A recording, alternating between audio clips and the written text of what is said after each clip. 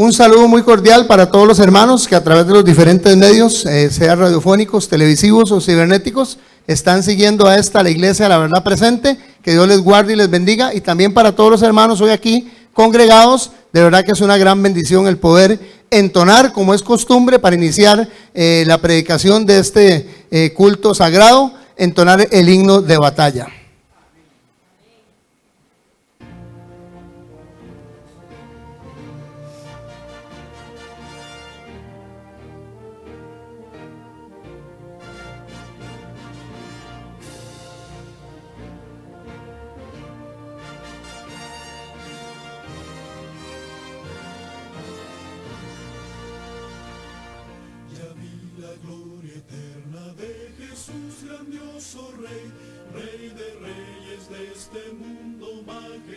Y con poder su regreso ya anuncia con señales por doquier, venciendo viene el Rey.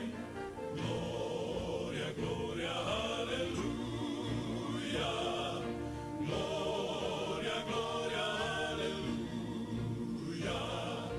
Gloria, gloria, aleluya.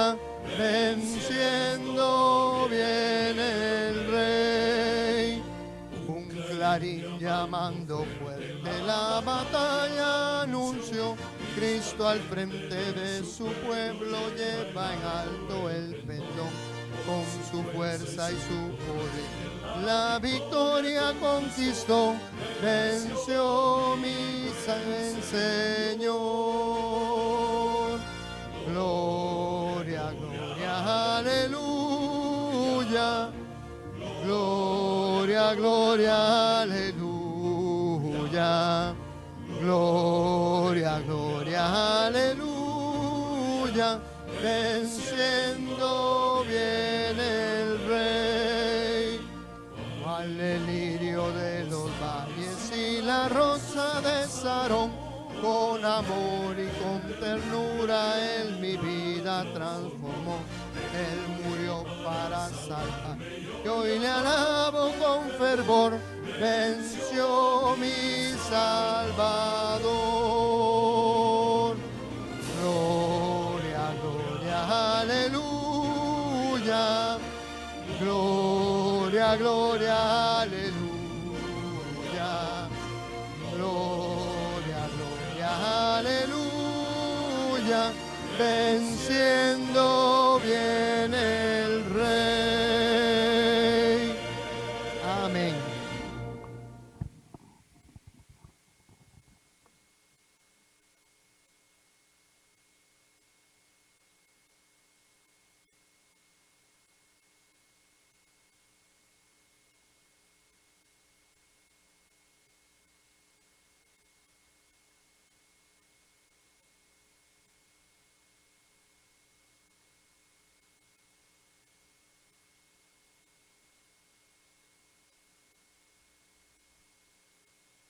¿Aló? Sí. Gracias, hermano Dylan. Nos está ayudando con lo que es la comunicación. Un saludo muy especial para todas las personas que hoy se han hecho presentes en la Iglesia de la Verdad Presente. Hermanos que nos visitan de San José, de Cartago.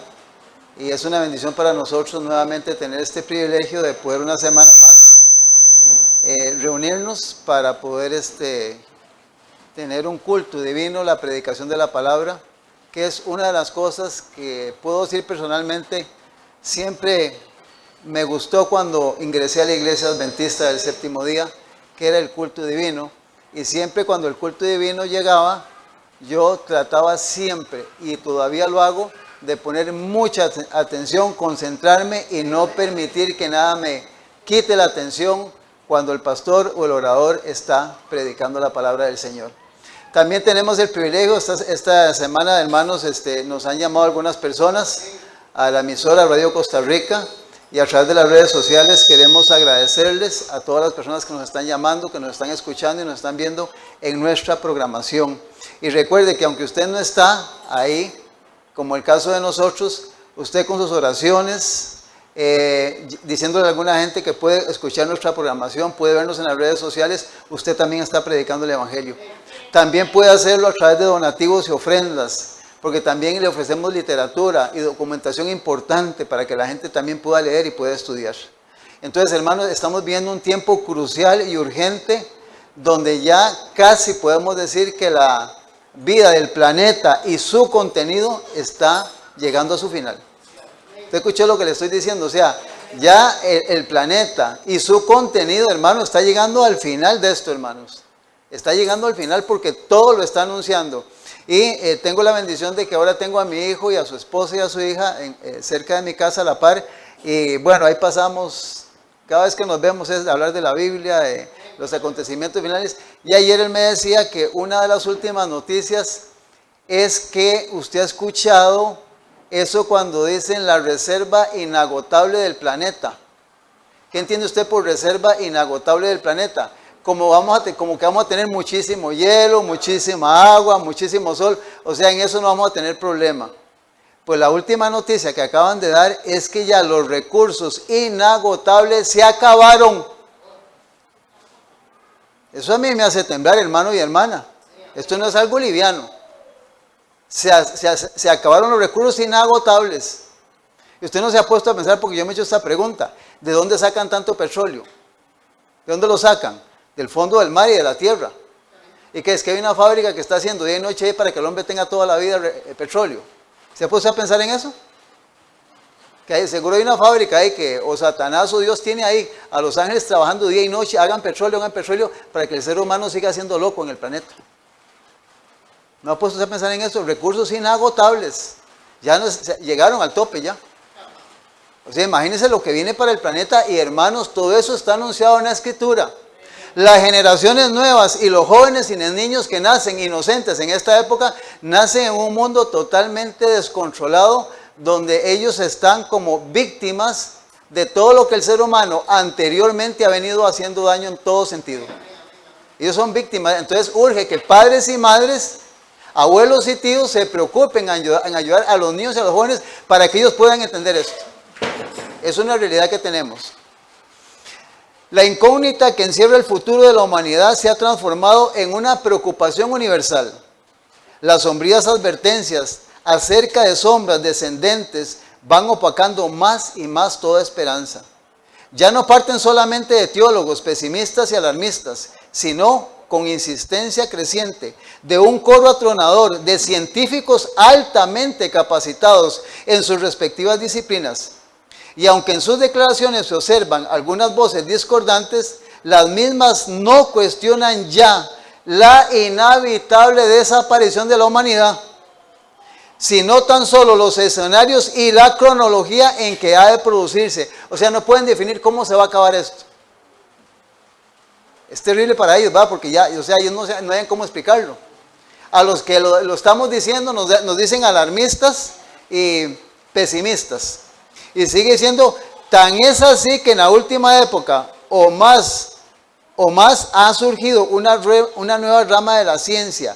Esta es la ciencia de la condenación y de la destrucción, especializada precisamente en la exploración de estos escenarios y cronologías. Si alguno quiere, le puedo regalar esta hojita al final del sermón, tengo copias.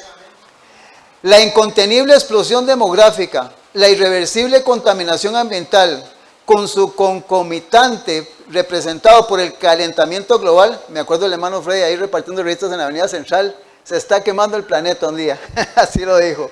La amenaza de los astros en la forma de posibles colisiones de asteroides y cometas en nuestro planeta. La amenaza del hielo, ya sea por los deshielos y la elevación del nivel marino y por caídas térmicas que auguran una nueva glaciación, enfermedades vencidas que regresan con virulencia incrementada, nuevas enfermedades que se presentan con un halo de misterio, convulsiones de la naturaleza que se multiplican con una extrema violencia totalmente inusitada, acumulaciones de enorme energía potencial, resultado del roce constante y siempre creciente de esas 7 placas tectónicas principales y de las 22 secundarias en las que se fragmentó la corteza terrestre por el cataclismo diluvial, el diluvio. El problema de una disminución galopante del agua potable. Y en el ámbito de lo humano, el caos de la globalización, un terrorismo sin rostro y sin fronteras, que sabe aprovecharse de los avances tecnológicos, estallidos conflictivos, huelgas, democracias frágiles, hambrunas en constante incremento, colapsos financieros, violencia doméstica, pornografía cruda y descarada que ya no admite límites de edad y tantas otras amenazas que aguardan como agazapadas a la vuelta de la esquina. Como lo resumía recientemente un científico británico, todos, absolutamente todos, vivimos con la convicción de un gran desastre que está a punto de sobrecogernos. Esa es la realidad, hermanos, que le espera al planeta. Eso es así. Y yo personalmente me asusto, hermanos, y me alarmo. Preocupadísimo por esto. Porque ¿sabe que a mí lo que me preocupa es la gente inocente e ignorante que van a ser víctimas de esto? No me preocupa el que sabe y el que ya se la teme porque tiene información. Pero el inocente y el ignorante no debe pagar lo que hemos hecho nosotros. Y para eso entonces Dios nos da un consejo urgente a nosotros, los que decimos los cristianos. Está en el libro de Hechos, capítulo 17, versículo 11. Vamos a ir a Hechos, capítulo 17, versículo 11. El Señor Jesús lo dijo, pero Pablo y los hermanos de esta iglesia lo aplicaron a sus vidas. Dice el libro de Hechos, el capítulo 17, versículo número 11. Dice la palabra de Dios: y estos eran más nobles que los que estaban en Tesalónica, pues recibieron la palabra con toda solicitud, escudriñando cada día las Escrituras para ver si estas cosas eran así. Al ser humano se le ha dado el libro de Apocalipsis, para que en el libro de Apocalipsis pueda conocer las verdades y cómo se va a desenvolver o desarrollar los eventos o los acontecimientos que se van a dar antes de que Jesucristo regrese por segunda vez a la tierra. Todo ha sido trazado por Dios. El problema es que el ser humano no escudriña la Escritura para ver si esto es así. Y aquí yo me detengo porque esta palabra escudriñar significa buscar, examinar y inquirir. Buscar, examinar e inquirir. Y ustedes saben lo que es la palabra examinar, ¿verdad? Pero la palabra inquirir de estas tres definiciones todavía me fui más allá. Y esta palabra inquirir dice que es adquirir un conocimiento total y exacto de la verdad. Un conocimiento total y exacto de la verdad. Y podemos hacernos un examen nosotros en esta mañana y los que nos verán en redes sociales. ¿Está el ser humano escudriñando y estudiando la Escritura para ver si adquiere ese conocimiento exacto de todas estas cosas? Y le puedo garantizar, hermanos, que la respuesta es no. La gran mayoría de seres humanos, lo que menos hacemos, hermanos, es estudiar la Escritura. Y aún los que profesan ir a una iglesia, lo que hacen es seguir la liturgia de la iglesia. Entonces es urgente indagar, investigar, examinar, inquirir en la Escritura para ver si estas cosas son así. Y como iglesia nosotros, los que hemos llegado a la edad niño o joven a la iglesia adventista, hemos tenido una bendición y creo que algunos me van a comprender en esto, especialmente nuestros hermanos evangélicos. Los que hemos ingresado pequeños o jóvenes a la iglesia, si hemos sido evangélicos, hemos tenido la escuelita dominical. Los adventistas tenemos la escuela sabática. La iglesia adventista por trimestre estudia un libro de la Biblia. Al año estudia 4 libros. ¿Cuántos libros tiene la Biblia? 66. Si usted estudia 4 años, en un año estudia 4 libros, ¿cuánto tiempo le lleva a estudiar la Biblia? 16 años y medio. Quiere decir que una persona que tiene 17 años en adelante, está en la iglesia, conoce toda la Biblia. Claro, reyes, jueces, profetas menores, el Pentateuco, Salmos, el Nuevo Testamento, las cartas de Pablo, conoce la Biblia. Si no conoce la Biblia y usted tiene más de 16 años, tiene que tener bien claro que usted ha seguido una liturgia, no el estudio de la Biblia. Ha sido un miembro más de una iglesia, una liturgia. Ahora, yo quiero decirle que yo tampoco estoy diciendo que yo me sé toda la Biblia. Pero cuando a mí me hablan de un tema, yo sé en qué página, donde tengo marcado, subrayado, tengo un documento para llegar a lo que yo quiero. Porque han pasado tantos años en mi vida. Entonces, es necesario y urgente que usted tiene que tomar una decisión importante y urgente por encima de asistir a cualquier lugar. Debe de escudriñar, debe de estudiar la Biblia. Esto, hermanos, es urgente y es necesario. Entonces, para agregar un poquito más a los adventistas del séptimo día, que lograrán ver o escuchar esta predicación, en 16 años y medio usted ha estudiado toda la Biblia. Si tiene 40 años, ha estudiado la Biblia casi 2 veces y medio. Usted debe ser una Biblia andando. Amén. Y si no, preocúpese. Preocúpese. La madre de todos los saberes, ¿cuál es? La repetición. Vuelvo a repetirles esto. La Biblia es el gran libro de texto de Dios para el hombre.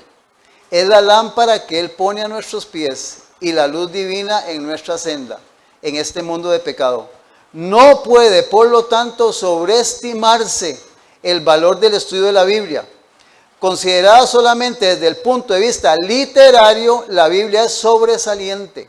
Su estilo pulido y castizo, sus hermosas e impresionantes imágenes, sus interesantes y bien presentados relatos, su lenguaje digno y sus temas elevados, todo lo hace digna de una lectura universal y un cuidadoso estudio. Como poder educativo, la Biblia no tiene igual.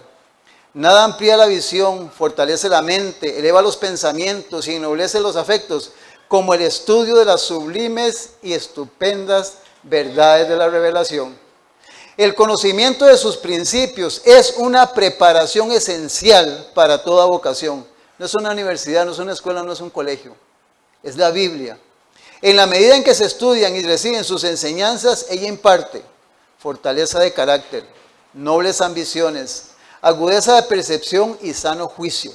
De todos los libros que se hayan escrito, ninguno contiene lecciones tan instructivas, preceptos tan puros o promesas tan grandes como la Biblia. No hay nada que convenza tanto la mente respecto a la inspiración de la Biblia como la lectura de la Biblia en sí. Especialmente de las porciones conocidas como las profecías. Después de la resurrección de Cristo, cuando todas las demás cosas parecían haber fracasado en convencer a los discípulos de que Él había sido levantado de los muertos, Cristo recurrió a la palabra inspirada. Como guía, la Biblia es sin rival. El creer en ella infunde serena paz, firme esperanza en lo futuro, resuelve los grandes problemas de la vida y el destino e inspira a vivir una vida de pureza, paciencia y bienhacer. Llena el corazón de amor de Dios y del deseo de beneficiar a otros y así prepara al hombre y a la mujer para ser útil aquí y para morar en el hogar celestial. Enseña el valor del alma, revela el precio pagado para redimirla. Da a conocer el único antídoto del pecado y presenta el único código moral perfecto jamás dado. Habla del futuro y la preparación necesaria para enfrentarlo. Habla del futuro y de la preparación necesaria para enfrentarlo. Nos hace valientes en la defensa de lo recto y sostiene al alma en adversidad y en aflicción. Ilumina el valle de la muerte y dirige nuestros ojos a una vida sin fin. Guía a Dios y a Cristo, cuyo conocimiento es vida eterna. En síntesis o resumen, es el libro por el cual vivir y por el cual morir. Qué impresionante, hermanos, ¿verdad? Y el ser humano lo tiene ahí guardado en la casa. Lo ha cambiado por un celular, por una pantalla de televisión, por dinero, por placer. Ahí lo tiene. Está parte de la vida del ser humano. En el Evangelio según San Mateo, capítulo 24, versículo 37, 38 y 39. Nosotros en el remanente manejamos mucho esto. el sermón profético de Cristo.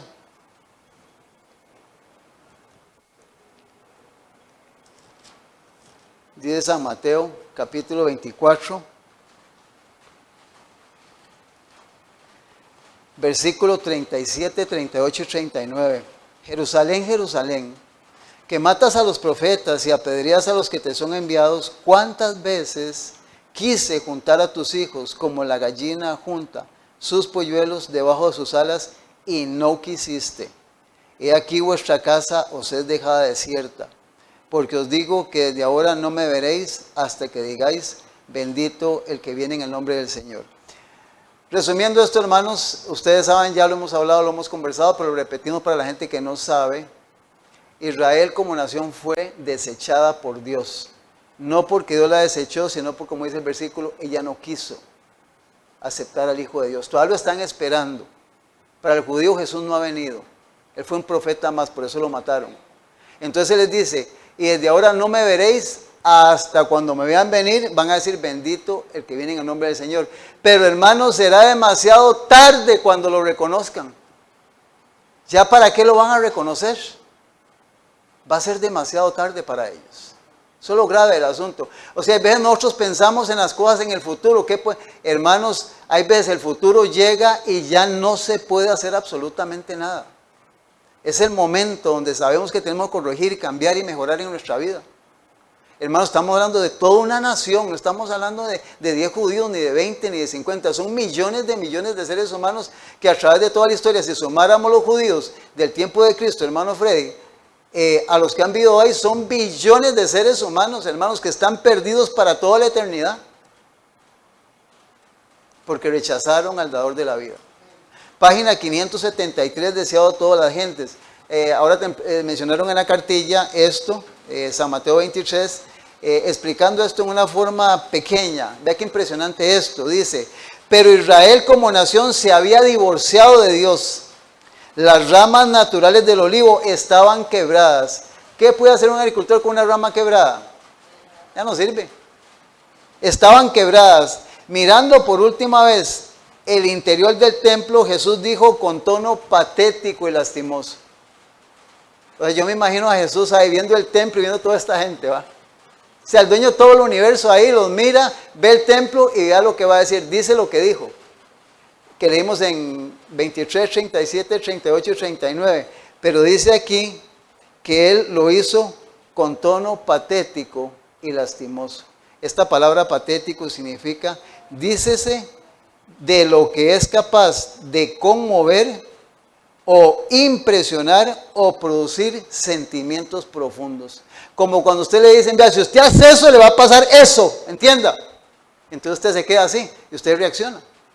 En tono patético, Jesús trató de atravesar el corazón de todo judío, porque sabía que era la última, que ya no había más, si no corregían ahí, el castigo vendría. Y ustedes saben lo que pasó en el año 70, desgraciadamente, y lo que están pasando todavía ahí.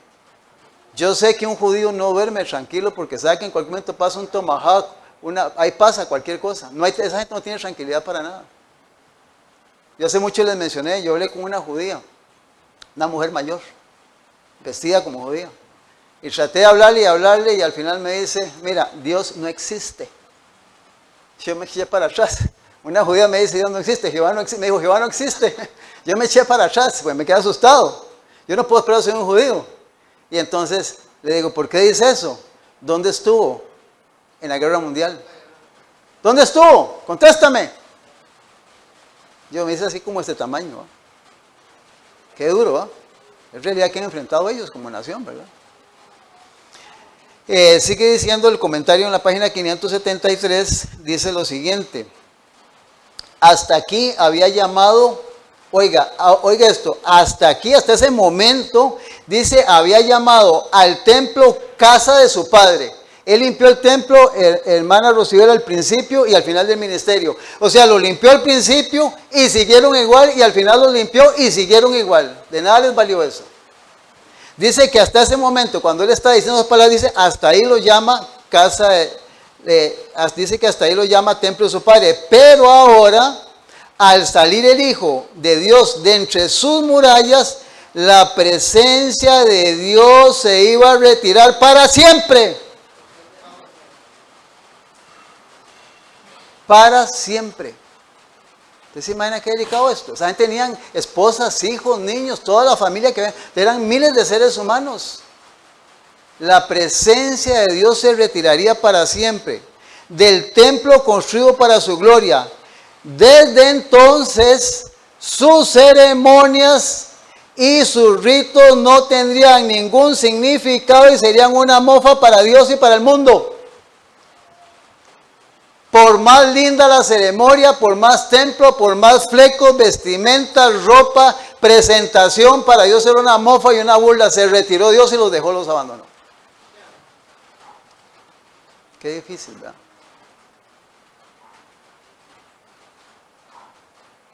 ¿Qué podrá pensar el hermano Freddy, hermano Ronald, hermano Carlos, un judío que escuche esto que estamos diciendo?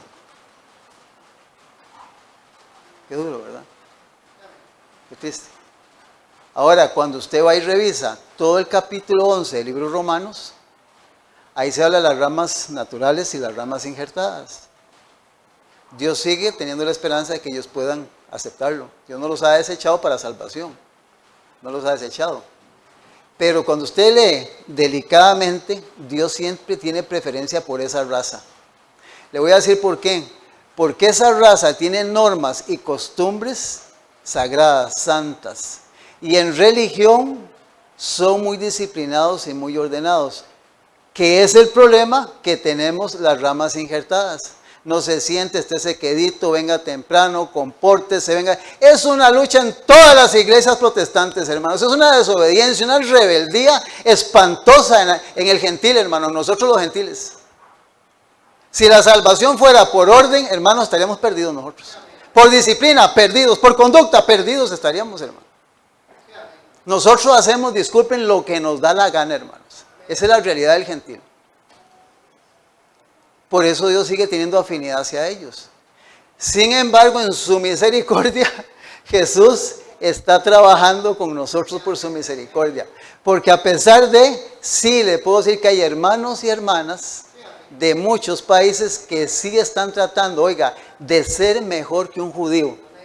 Amén por eso, hermanos. Amén por eso. Y eso al final del tema lo vamos a ver, hermanos. Gracias a Dios por eso, hermanos. Porque Dios tiene un pueblo. Y lo tiene aquí en la tierra, hermanos. Entonces yo le invito para que usted se lea el capítulo número 11 del libro de Romanos para que vea lo que es las ramas injertadas y las ramas que somos nosotros injertadas y las naturales. De hecho que yo insisto, a nosotros se nos llama rama injertada y se nos llaman acebuches. Hermanos, porque acebuche significa aserrín. ¿Y cómo usted puede insertar aserrín en una savia, en un olivo como es un árbol, es Cristo? Qué difícil, ¿verdad? Entonces eso es todo un proceso en la vida nuestra. En el libro de Apocalipsis, que fue nuestra lectura bíblica, el capítulo 12, el versículo 6, el capítulo 6, 12:6, la escritura,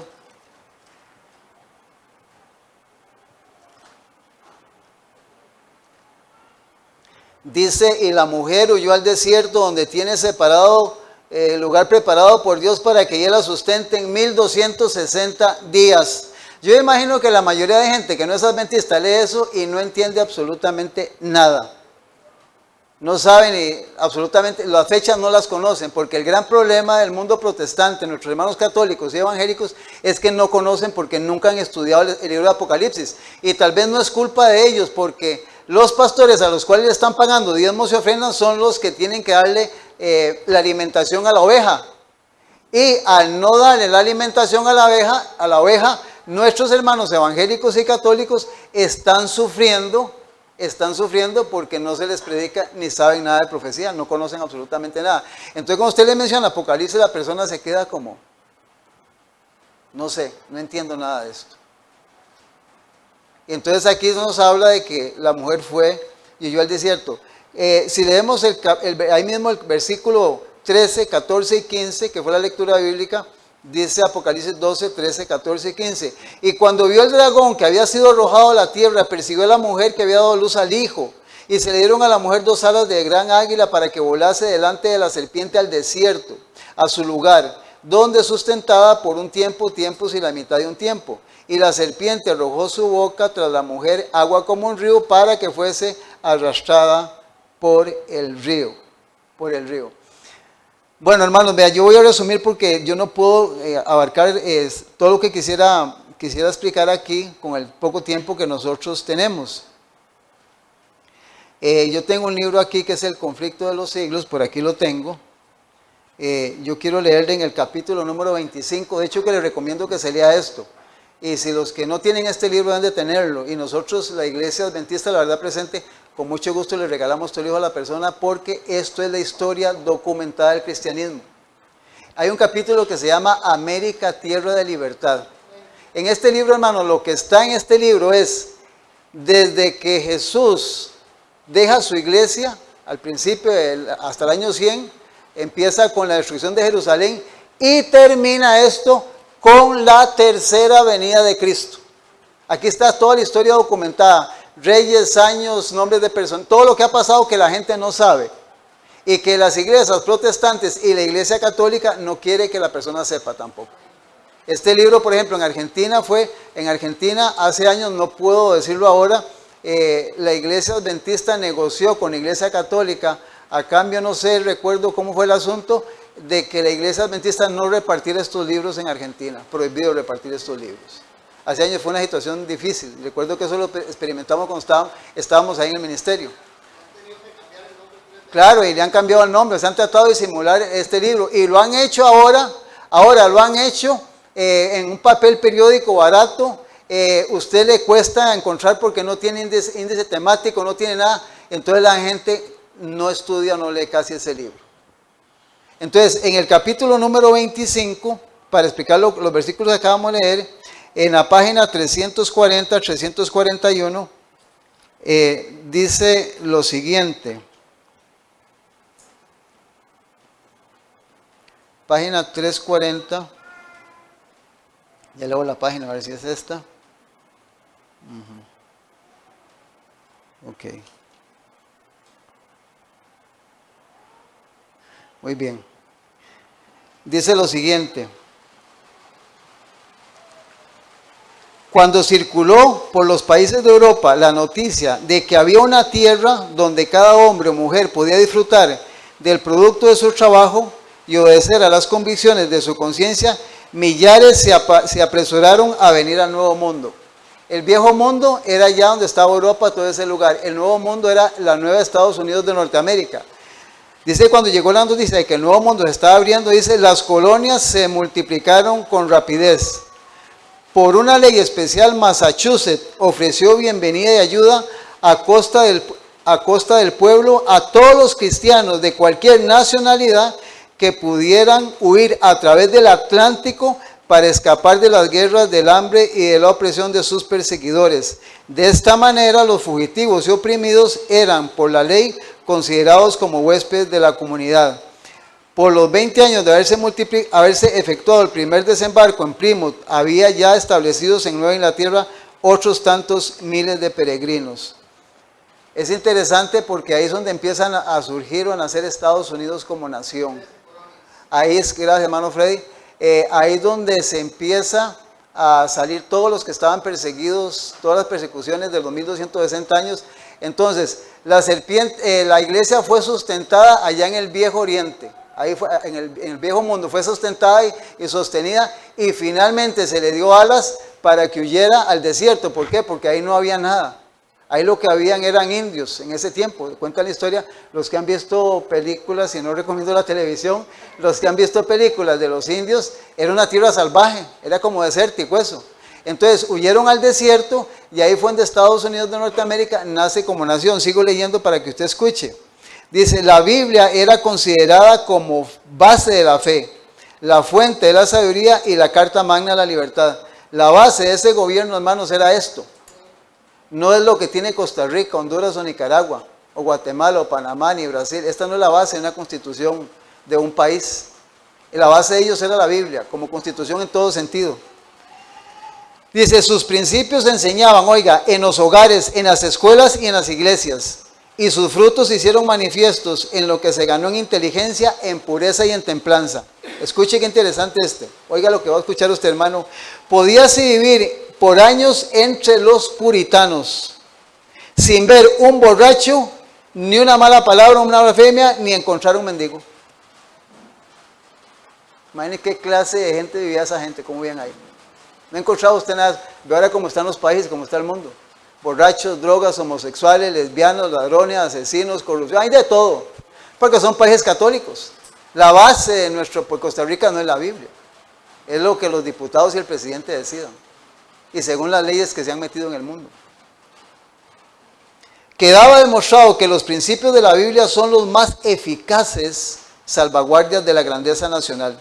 Las colonias débiles y aisladas vinieron a convertirse pronto en una confederación de estados poderosos. Y escuche el final de esta cita. Y el mundo pudo fijarse, admirado en la paz y prosperidad de una iglesia sin papa y un estado sin rey. Amén, amén. Una iglesia sin papa y un gobierno sin rey. Qué terrible es esto, hermanos. Impresionante, ¿no? Podemos resumir dentro de la información que hay dos fechas importantes para nosotros, los adventistas del séptimo día. Y cuando decimos adventistas no es que el católico y el evangélico no tengan el mismo privilegio. El problema es que no ha entrado en este mensaje. Porque muchos hemos sido católicos y evangélicos. Muchos no hemos nacido adventistas. Pero cuando empezamos a variar estas cosas, de Dios el Espíritu Santo empezó a abrir nuestra mente. En el año de 1798 empezó el tiempo del fin. Porque se empezó a anunciar la eminente segunda venida de Cristo a este mundo. Y en el año de 1844 terminó la profecía más larga de la Biblia, que es los 2300 tardes y mañanas. Todo eso está en historia, está en esto y está en la Biblia. Cosas, hermanos, que podemos decir, esto es casi desconocido por casi todos nuestros hermanos católicos y evangélicos. Y aún dolorosamente, la nueva generación, hermanos, de adventistas del séptimo día que están entrando a nuestra iglesia, hermanos, están como en la luna. Tienen el mismo problema, porque no estudian, porque no se documentan, Leo en este mismo capítulo, el capítulo 26 de este mismo libro. Les dije que el 25 era América, Tierra de Libertad, que les recomiendo que lea ese capítulo. En la página 493 y 494, en este libro, que es el futuro de los Estados Unidos de Norteamérica. ¿Quiere usted saber qué va a pasar con Estados Unidos? Lea esto nada más. Si usted tiene el libro, usted se da cuenta de esto, pero si no lo tiene, no se va a dar cuenta. 493, 494 capítulo, el futuro de los Estados Unidos dice: ¿cuál era en 1798 la nación del Nuevo Mundo cuyo poder estuviera entonces desarrollándose de modo que anunciara como nación fuerte y grande capaz de llamar la atención del mundo? La aplicación del símbolo no admite duda alguna. Una nación, y solo una, responde a los datos y rasgos característicos de esta profecía. No hay duda de que se trata aquí de los Estados Unidos de Norteamérica. Hermano, usted sabe que cuando un marino o un soldado ve esa bandera ondeando, no le importa perder la vida, porque él sabe de dónde heredó y dónde vino esa bandera. Ellos son leales a esa bandera. Es la bandera de los Estados Unidos de Norteamérica. Eso no lo inventó el hombre, eso vino de Dios. Y cuando hay naciones y pueblos que desafían y denigran ese país y esa bandera, hermanos, se están metiendo con Dios directamente.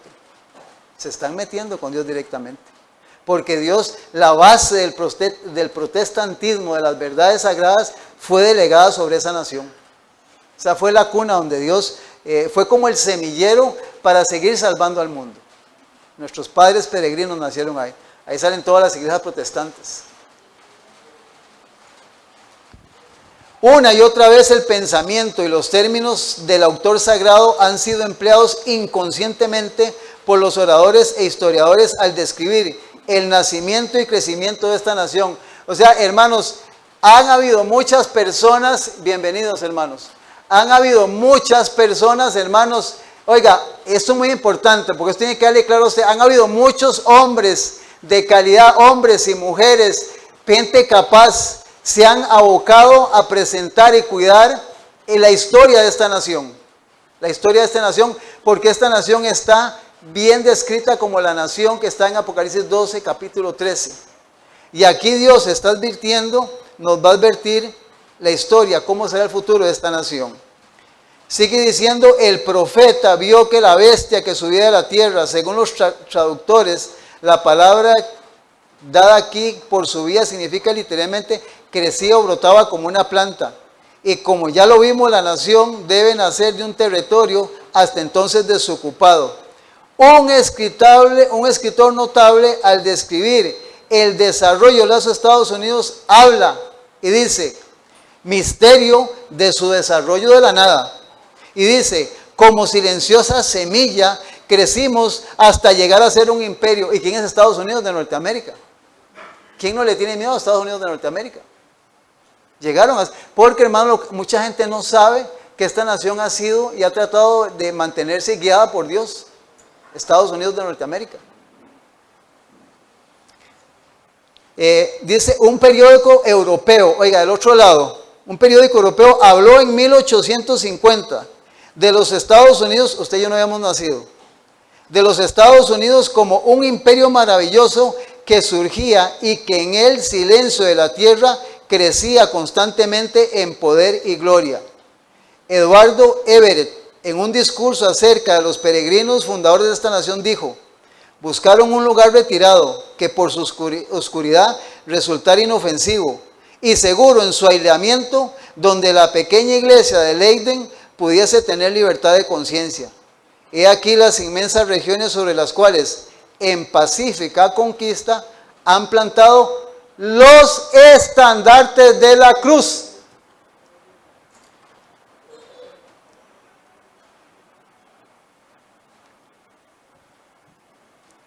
Allá, Estados Unidos.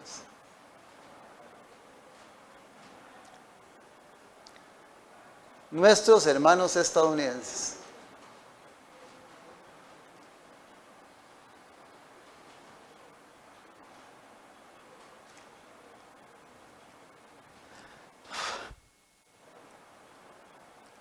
Dice aquí, discurso pronunciado en Plymouth, Massachusetts, el 22 de diciembre de 1824.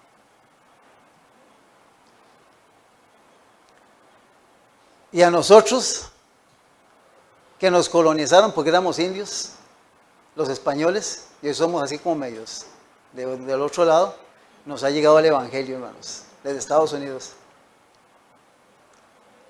Gracias a Dios, hermana Rosibel, por la gente que se desembarcó y entró a Costa Rica.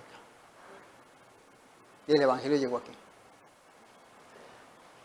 Y ya usted y yo no somos gentiles, paganos. Somos ramas injertadas en el olivo. Amén. Ramas injertadas en el olivo. Y estudiando y revisando esto, hermanos, cuando yo veo el comportamiento de los que decimos ser, hermanos, ¿cómo duele esto, hermanos? Porque todo esto, hermanos, ha costado vidas de millones de niños, jóvenes y adultos y viejos, hermanos, hombres de canas que han dado la vida para que este evangelio llegue a Costa Rica, a Nicaragua, a Guatemala, a El Salvador, Panamá.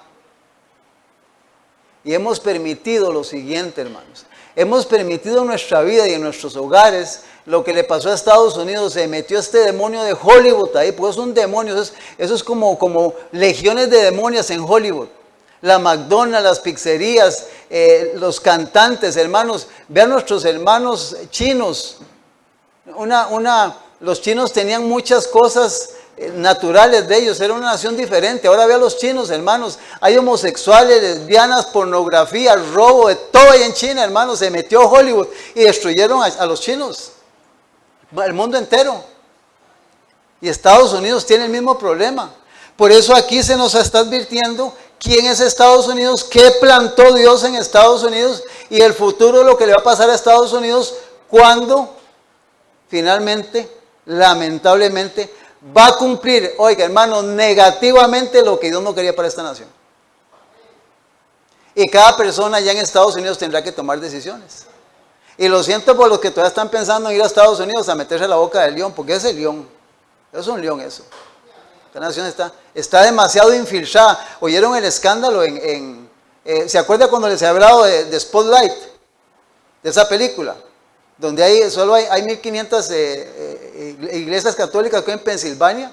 Y hay 300 sacerdotes que han violado niños, niñas. Es espantoso. Era un escándalo en el Vaticano. Y el Papa no quiso pedir perdón en estos días. Entonces mandó un representante disimuladamente a pedir perdón por los escándalos. Y la gente ofendida está reclamando. Inclusive yo vi personas mayores que fueron violadas por sacerdotes. Personas como usted y como yo. Y han dicho la impunidad de cómo es posible que no haya ley para castigar a estos hombres. ¿Y quién cree que se prestan? Los gobiernos seculares. ¿Por qué? Porque el gobierno también es católico. ¿Y por qué? Porque la mayoría de los gobernantes también andan en esos enredos. Entonces, ¿con qué autoridad usted va a corregir a un hombre cuando usted está peor? Esto se ha convertido en una situación de corrupción terrible en el planeta. Entonces, lo que tratamos de buscar, hermanos, es lo siguiente: que Dios me ayude y le ayude a usted para que la simiente que viene desde el Edén, hermanos, esté en su vida y esté en mi vida. Y no vendemos ni negociemos la verdad que fue a Abraham, Isaac, a Jacob y a todos los fieles de todas las edades. Es una decisión que tenemos que tomar cada uno de nosotros. Apocalipsis 16:13. Dice que al dragón le salió ¿qué? 3 espíritus a manera de ranas. Y uno de esos espíritus es el falso profeta. Esto es vital. Para mí, todo esto es importante, pero lo que vamos a decir al final es lo más importante. El falso profeta, hermanos, el protestantismo apóstata. A Proverbios 28:9, el que aparta su oído para no oír la ley, su oración es abominable.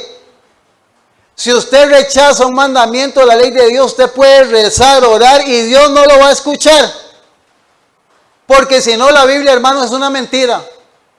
O sea, usted no escucha la ley de Dios y usted dice Dios no escucha. Está engañado, hermano y hermana, porque entonces Dios me está mintiendo ahí. Y entonces yo dejaría de obedecer la ley de Dios, porque no necesito la ley de Dios para que Dios me escuche. Y si no, vea qué irónico. En un partido de fútbol ponen dos porteros arrodillados, uno aquí y otro allá. ¿Qué están pidiendo? Para que no les pase nada, ganar. ¿Y a cuál de los dioses escucha a Dios?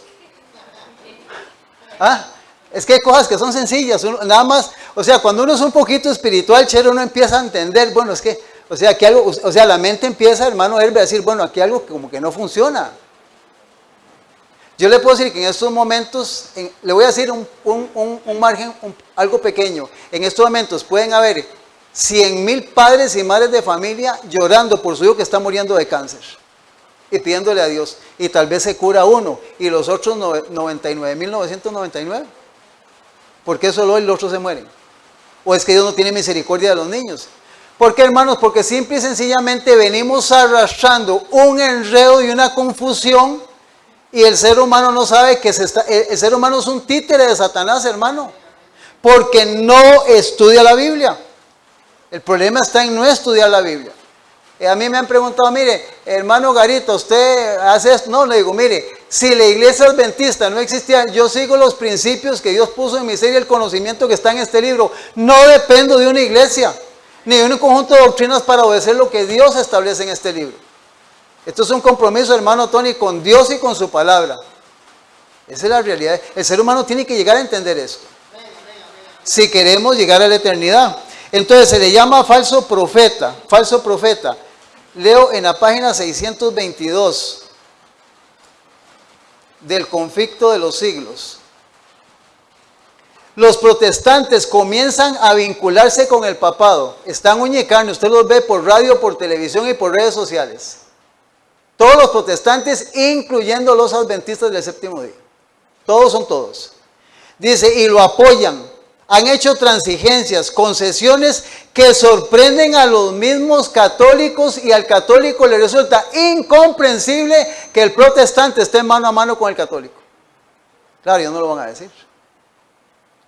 Los hombres cierran los ojos ante el verdadero carácter del romanismo, ante los peligros que hay que temer de su supremacía. Y oiga, escuche, hay que despertar al pueblo para hacerle rechazar los avances de este enemigo peligrosísimo de la libertad civil y religiosa. ¿Y quién no va a despertar? Le voy a decir esto y tengo que decirlo con mucho respeto. Quien lo están haciendo en Estados Unidos son los adventistas de sostén propio de ministerios independientes, porque la organización no lo está haciendo, porque ya pactó con ellos. Terrible. O sea, hermanos, necesitamos leer y darnos cuenta de esto. Esto es terrible, esta situación. Y leo aquí también en la página 433 lo siguiente. Me sorprendí algo porque en este libro del conflicto de los siglos, este es original. Y lo que yo quisiera leer no está en este libro. Y me lo encontré en la copia de este, que también es original, y se las voy a leer así para economizar un poquito de tiempo. Dice que así como la iglesia judía se apartó de Dios y Dios se apartó de ella, igual la iglesia romana está totalmente apartada y separada de Dios. De hecho, que es el enemigo de la verdad. Eso tiene que tenerlo bien claro un protestante de calidad. Aquí no es si es bautista, si es evangélico, si es un adventista, un cristiano de verdad, que no es católico, tiene que tener bien claro que esa iglesia es la iglesia enemiga de toda verdad. Eso no hay vuelta de hoja. O sea, todo está bien claro. Y esto lo informa en la página 433 de este libro. Y en la página 646 de este mismo libro, yo se lo voy a decir, no lo voy a leer. Cuando se dio el mensaje de 1798, 1844, de ahí en adelante, dice que la iglesia evangélica, y está hablando de nuestros hermanos estadounidenses, anglicanos, presbiterianos, metodistas, bautistas, dice que arrojaron el escudo de la verdad y de ahí en adelante se les llama adventistas nominales o iglesias nominales caídas, que guardan el primer día de la semana. Así de sencillo. Los protestantes están totalmente destituidos también de la bendición del cielo. Todos nuestros hermanos protestantes. Y usted me dirá, hermano Garita, qué preocupante es esto. Esto es delicado, serio. Dice que cuando, tengo la cita ahí, si alguno quiere se la doy, que cuando ellos hacen sus oraciones, las oraciones de ellos llegan al lugar santo, no pasan al lugar santísimo, porque ellos siguen creyendo que Jesús, ustedes le preguntan evangélico, ¿dónde está Jesús? A la par del Padre, sentado a la derecha. Y la Biblia dice todo lo contrario, que Él está en el lugar santísimo, limpiando a los seres humanos del pecado, porque un ser humano con pecado no va a ser llevado arriba. Y entonces dice que cuando ellos oran, quien atiende y contesta, y según su necesidad le da a la persona es el diablo. Él es. Por eso usted ve los mensajes de Dios, prosperidad, buena familia, comodidad, esto, el otro. No se preocupe por lo que usted es, ni cómo ande, preocúpese nada más por ser una persona buena. Esa es la realidad de esto, hermanos. Esa es la triste realidad. No escucha Dios sus oraciones. Entonces la gran pregunta es, entonces cuando un hermano bautista o angélico o católico dice, la virgencita o fulano me hizo un milagro, ¿quién hizo el milagro? ¿Quién le contestó? El diablo, él tiene poder. No llegó ahí donde Job, le despedazó todo lo material, le mató los hijos, le envió una sarna, oiga, y no lo mató porque Dios le dijo, no lo mates, si no lo hubiera matado también. Hermanos, ignoramos el poder que Satanás tiene. Él está controlando todo el planeta hasta donde Dios le permite. Y finalmente, hermanos, en la página 20, yo tengo aquí en un libro que es muy importante para nosotros. Esto está en el comentario adventista, en el tomo 7, página 931. Oye, escuche, esto es importantísimo, que le quede bien claro, hermano, esto. El tabernáculo judío era un símbolo de la iglesia cristiana. La iglesia en la tierra la componen aquellos que son fieles y leales a Dios. ¿Quiénes componen la iglesia en la tierra? Los que son leales y fieles a Dios. Es Él hermano, y viene la palabra verdadero tabernáculo. Y cuando viene verdadero tabernáculo en comillas, es porque Dios le dijo a Elena, cuando un ángel lo dice, va entre comillas y no lo puede cambiar usted. El verdadero tabernáculo, dice, del cual el Redentor es el ministro, Dios y no el hombre. Asentó este tabernáculo sobre una plataforma alta y elevada. Por eso nuestro mensaje, hermanos, es alto y elevado.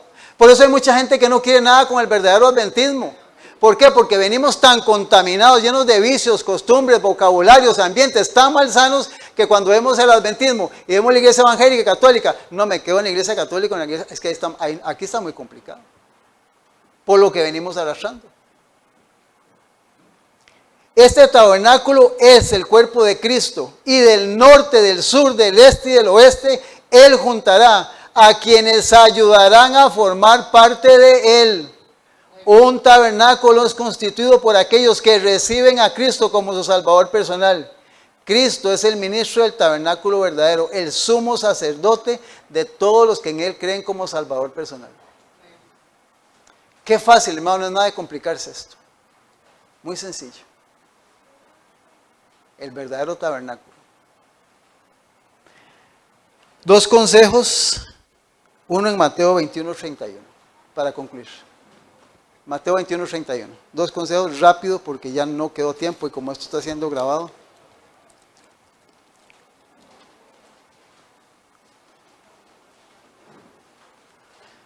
Dice, ¿cuál de los dos hizo la voluntad de su padre? Dijeron ellos, el primero. Jesús dijo. Y vea lo que dijo Jesús.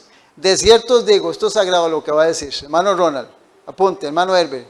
Que los publicanos y las rameras van delante de vosotros al reino de Dios. ¿Quiénes van a ir primero? Los que conocen las leyes, las profecías. Sí, Dios quiere que vayamos nosotros. Pero hermanos, hay gente, oiga, hay gente ahí en la calle que son mejores que los que son cristianos, hermano. Dios tiene mucho pueblo ahí en la calle. Hombres y mujeres de verdad que no han conocido la verdad en su totalidad. Y Jesús lo advierte, que esta gente Dios va a sacar para llevar a la eternidad, hermanos. Porque la salvación, hermanos, es para todo ser humano. Él no ve color, tamaño, ni el pasado, no le importa el pasado. Cuando usted llega a Cristo, Él borra todo eso y dice que lo echa al fondo del mar. Y de ahí en adelante es una nueva criatura en Cristo. Pero gracias a Dios, porque la oportunidad me llegó a usted, le está llegando a usted, me llega a mí. Y porque le va a llegar a muchos seres humanos. Porque al final de la historia de esto, hermanos, Dios va a tener un remanente, un grupo de hombres y mujeres de diferentes nacionalidades, hermanos, que van a defender esta verdad, cueste lo que cueste y pase lo que pase. No vamos a negociar esto bajo ninguna circunstancia. ¿Por qué, hermanos? Porque lo que está en juego, si con esto termino, los que somos padres o hijos o esposos, hermanos, un ser humano no se compra con ninguna plata, ni con todo el oro del mundo. Un ser humano vale demasiado, hermano. Y nosotros entendemos que hemos sido llamados, así como nos ayudaron, hermano Freddy, a ayudar a nuestros seres hermanos de cualquier país, de cualquier posición y quienes sean y donde se encuentren. Porque para Dios, hermanos, todo ser humano es igual, hermanos. Ese es el Dios que nosotros tenemos. Que Dios nos bendiga en esta mañana. Vamos a arrodillarnos para orar por los alimentos y agradecerle a Dios por su palabra.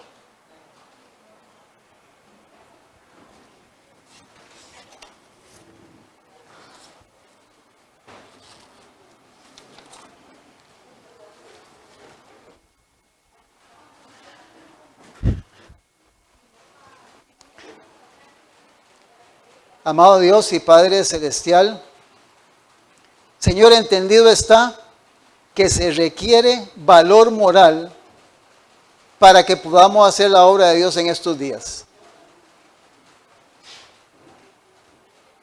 La verdad, eterno Dios, será todo para sus hijos.